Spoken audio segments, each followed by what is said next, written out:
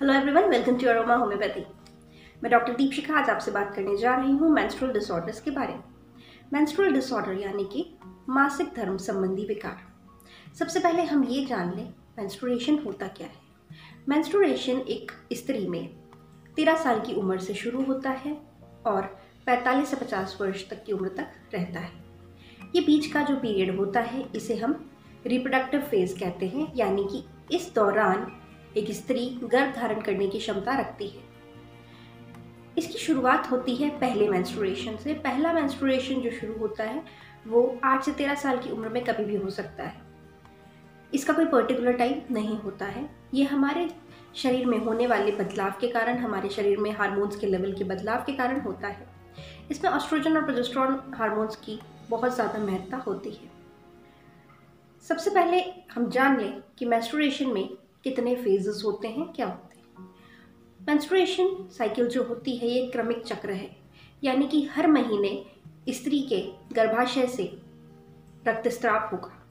ये रक्तस्राव menstrual bleeding कहलाता है। मेंस्ट्रुअल ब्लीडिंग तब होती है जब वो कुछ क्रमिक बदलाव से गुजरती है।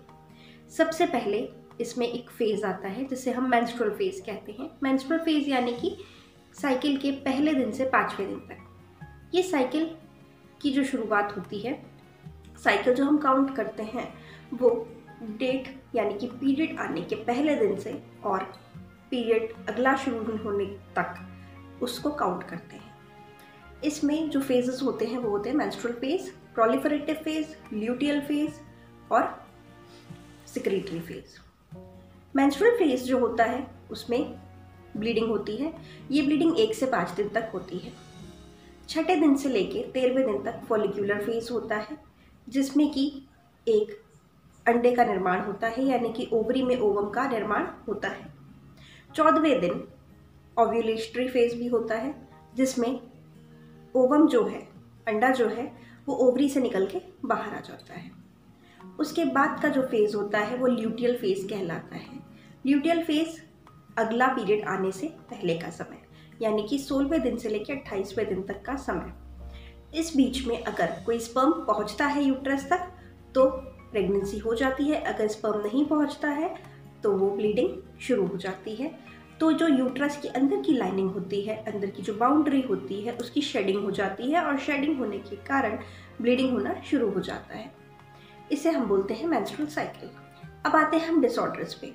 सबसे कॉमन डिसऑर्डर्स जो हम जानते हैं वो है amenorrhea, menorrhagia, metrorrhagia, oligomenorrhea, dysmenorrhea, premenstrual syndrome, premenstrual dysphonic disorder. ये कुछ ऐसे डिसऑर्डर्स हैं जो कि फीमेल के मेंस्ट्रुएशन साइकिल से जुड़े होते हैं। अगर हम बात करें एमिनोरिया के बारे में, एमिनोरिया जैसा कि हम नाम से समझ पा रहे हैं, ए से एब्सेंट, मेनोरिया मीन्स मेंसेस, यानी कि मेंसेस का नहीं आना। लगातार 90 दिन तक अगर बिना किसी कारण के मेंसेस नहीं आ रहे हैं उसे हम एमिनोरिया कंसिडर करते हैं। ये अगर प्रेग्नेंट नहीं है लेडी तब, या फिर फीड नहीं करा रही है तब, या फिर मीनोपॉज नहीं है तब, उस फेज में हम इसे कंसिडर करेंगे एमिनोरिया। इसके लिए हमारे पास होम्योपैथी में बहुत अच्छी मेडिसिन है जिसका नाम है पल्सिट्ला। आगे हम बात करते हैं मीनोरेजिया के बारे में। मीनोरेजिया मतलब बहुत हैवी ब्लीडिंग होना। ऐसी हैवी ब्लीडिंग जो कि प्रोलॉन्ग, लंबे समय तक चले। उसमें हमारे पास बहुत अच्छी मेडिसिन है होम्योपैथिक में जिसका नाम है हेमेमुलिस, जो उसको कंट्रोल करने में ब्लीडिंग को मदद करती है। फिर आते हैं हम मेट्रोरेजिया। मेट्रोरेजिया मतलब इर्रेगुलर मेंसेस, यानी कि कभी समय से पहले कभी समय से बाद। अगर फिक्स डेट पे आपका पीरियड नहीं आ रहा है, उसके आगे पीछे आ रहा है, तो ये कहलाता है मेट्रोरेजिया। मेट्रोरेजिया की भी हमारे पास बहुत अच्छी मेडिसिन है, उसका नाम है अशोका।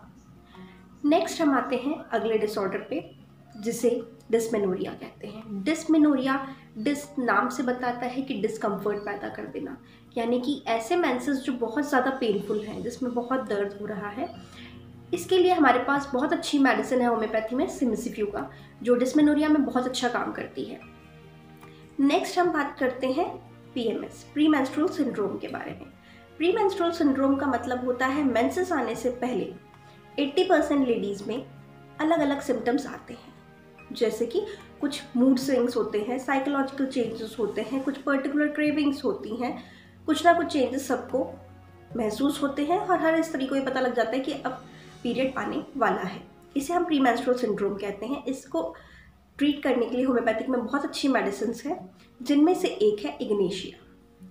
नेक्स्ट हम आते हैं प्रीमेंस्ट्रुअल डिस्फोनिक डिसऑर्डर। ये पीएमएस का एक बिगड़ा हुआ रूप है। ये कुछ प्रतिशत महिलाओं में मिलता है, 3 से 8% में, लेकिन उनके जीवन को ये बुरी तरह खराब कर देता है, क्योंकि उसमें इसका स्वरूप बहुत ज़्यादा बिगड़ा हुआ होता है। इसमें फीमेल्स को ऐसी चेंजेस आते हैं बॉडी में जो वो बेयर नहीं कर पाती और उनकी डेली लाइफ हैम्पर हो जाती है। इसके लिए भी हमारे पास बहुत अच्छी मेडिसिन है जिसका नाम है बेलाडोना। ये मेडिसिन आपको मेंस्ट्रुअल डिसऑर्डर्स को ट्रीट करने में बहुत मदद करती है। एक डिसऑर्डर जो हमारा रह गया है वो है ओलिगोमेनोरिया। एलिगोमेनोरिया यानी कि बहुत कम मात्रा में मेंसेस का होना, यानी कि खुल के ब्लीडिंग न होना, एक आम मात्रा से कम ब्लीडिंग होना, इसको हम ओलिगोमेनोरिया कहते हैं। इस कंडीशन में हम सीपिया दे के बहुत अच्छा ट्रीटमेंट दे सकते हैं। ये हमारी कुछ मेडिसिन हैं जो होम्योपैथिकली बहुत अच्छा काम करती हैं और आपकी मेंस्ट्रुअल डिसऑर्डर्स को बिल्कुल अच्छे से ठीक करती हैं। तो आप बिल्कुल मेंस्ट्रुअल इनसे डिसऑर्डर से डरिए नहीं और अपने किसी भी होम्योपैथ से बात करिए, और अगर हो सके तो आप हमसे कॉन्टैक्ट करिए। हमारा कॉन्टैक्ट नंबर यहाँ पे दिया है। हम आपकी इन चीज़ों से लड़ने में सहायता ज़रूर करेंगे। Please keep on liking, sharing our videos. Thank you so much.